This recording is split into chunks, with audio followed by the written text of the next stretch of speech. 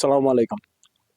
আপনার আহ, সৌদি আরবের এই মুহূর্তে লাখ লাখ প্রবাসীর একটা বিশেষ সমস্যায় ভুগতেছে। সেটা হচ্ছে যে অনেক বড় একটা সমস্যা বর্তমান সৌদি আরব প্রবাসীদের আর এটা আছে সমস্যাতে এখন পর্যন্ত অনেক প্রবাসী তারা হচ্ছে ভুগতেছে এবং তাদের সর্বস্ব এখানে খোয়াচ্ছে। অনেকেই জানেন যে সৌদি আরব যেমন আসা কিন্তু সহজ, কিন্তু যাওয়া কিন্তু এইখান থেকে ফিরে যাওয়া বা এইখান থেকে বাংলাদেশে যাওয়া বলেন বা অন্য যে কোনো দেশে যাওয়া বলেন, এটা কিন্তু অনেক কঠিন। কারণ কি, এই কথাটা আমি কেন বলতেছি যে সৌদি আরবে আসা সহজ, সেটা আমি কেন বলতেছি বলি আগে। সৌদি আরবে আসা সহজ এটার কারণ, এই কথাটা বলার কারণ হচ্ছে এটাই যে আপনি যদি মনে করেন যে সৌদি আরব আসবেন, আপনার পকেটে যদি 4 থেকে 5 লক্ষ টাকা থাকে, তাইলে আপনি ঢাকাতে আসেন বা যে কোনো একটা দালালের দ্বারস্থ হন। আপনার কাছে যদি টাকা থাকে তাইলে পরে আপনার দালালি আপনাকে যেভাবেই হোক সৌদি আরবে পাঠাই দেবে। সেটা যে কোনো ভিসাতেই হোক পাঠাই দেবে। সেটা আপনার দেখা যাচ্ছে সাপ্লাই কোম্পানি হইতে পারে, কোনো কফিলের নামের উপরে ভিসা হইতে পারে, বা দেখা যাচ্ছে ফ্রি ভিসা হইতে পারে। এরকম একটা সিস্টেম করে দালাল কিন্তু আপনাকে পাঠাই দেবে যদি আপনার কাছে টাকা থাকে। এইবার বলি, এই যে সৌদি আরবে আসলেন, আসার পরে অনেক প্রবাসীর ভাগ্য বা কপালটা খারাপ হয়ে যায়। কেন খারাপ হয়ে যায়? কারণ তারা যে ভিসাটা নির্বাচন করে, এই ভিসা নির্বাচনে তারা হচ্ছে অনেক বড় ভুল করে। অনেক ভুল করার ভিতরে অনেক সময় দেখা যাচ্ছে সাপ্লাই কোম্পানির ভিসা নিয়ে আসে। কোম্পানি ভালো হইলে পারে স্যালারি ঠিক মতন দেয় না। এক কথা দেখা যাচ্ছে সবকিছু মিলাই অনেক সমস্যা তৈরি হয়। অনেকে তো আবার ইকামাই পায় না। কাজ তো দূরের কথা, বেতন তো আরো পরের কথা। কাজ করলে না তো বেতন পাবেন, ইকামাই পায় না অনেকেই আছে। পরবর্তীতে এই সমস্যাগুলো হওয়ার পরে তারা কিন্তু এই যে সৌদি আরবের ভেতর যখন আসে পড়ে, আসার পরে তারা কিন্তু এইখানে মানে এক ধরনের আটকা পড়ে যায়। এইখান থেকে ফেরত যাওয়ার মতন তাদের আর কোনো ওয়ে থাকে না।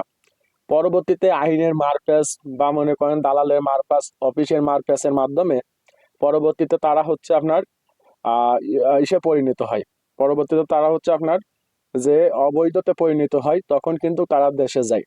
আর এই দেশে যাওয়ার ক্ষেত্রেও অনেক ঝামেলা, অনেক ভোগান্তি আছে। যদি পুলিশের হাতে ধরা পড়ে তাইলে পারে জেল, জরিমানা, অর্থাৎ জেলে থাকা লাগে। জরিমানা খুব একটা হয় না বা জরিমানা হয় না দেখা যাচ্ছে অনেক সময়, জেলটাই হয়। দেখা যাচ্ছে 5 দিন হোক 10 দিন হোক, অনেকে 1 মাস 1.5 মাস 2 মাস জেল হয়ে যায়। এই জেল থাকার পরে পরবর্তীতে তাদেরকে রিটার্ন করে তাদের নিজ নিজ দেশে। তো যার জন্য সৌদি আরবে আসা সহজ। সৌদি আরবে যদি আপনি মনে করেন যে আসবেন, আপনার পকেটে মনে করেন যে 3-4 লাখ টাকা আছে, আপনি একটা দালাল বা একটা অফিসে যান, বলেন আমি সৌদি আরবে যাব।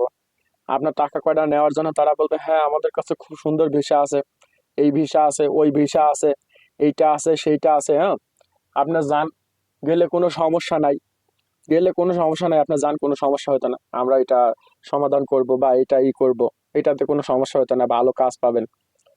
পরবর্তীতে যখন আসবেন, আসার পরে দেখেন যে কোনো কিছুই ঠিক নাই, পরবর্তীতে যখন দেশে ফিরবেন, যেমন সৌদি আরব আসার জন্য একটা ভিসার দরকার হয়, এবং সৌদি আরব থেকে বের হওয়ার জন্য কিন্তু একটা ভিসার দরকার হয়।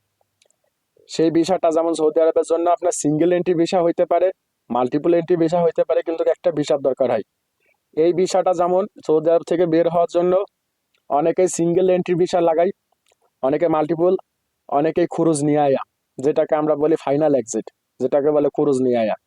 আপনার সিঙ্গেল এন্ট্রি কাদের লাগায়? সিঙ্গেল এন্ট্রি লাগে হচ্ছে যারা কোম্পানির আন্ডারে আছে বা দেখা যাচ্ছে ছুটিতে যাবে, যাই আবার আসবে, হুম, তাদের জন্য ভিসার দরকার হয়। আর যারা একবারে চলে যাবে আর আসবে না, তাদের জন্য ভিসার দরকার হয়, তাদের হচ্ছে ফাইনাল এক্সিট, যেটাকে বলে হচ্ছে আপনার ক্রুজ নিয়ে আয়া।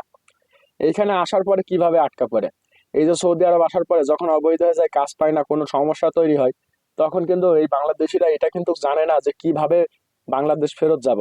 এটা কিন্তু সম্ভব না। যেমন আপনি মনে করতেছেন যে আমি এখন আছি এইখানে, হ্যাঁ আমার এখন ভালো লাগতেছে না, আমি চলে যাবো বাংলাদেশ। এটা কিন্তু অসম্ভব।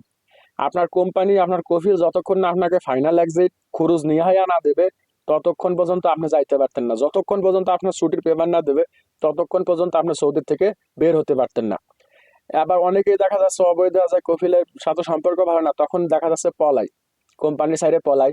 তখন কফিল কি করে? কফিল হুরুপ দিয়ে দেয়।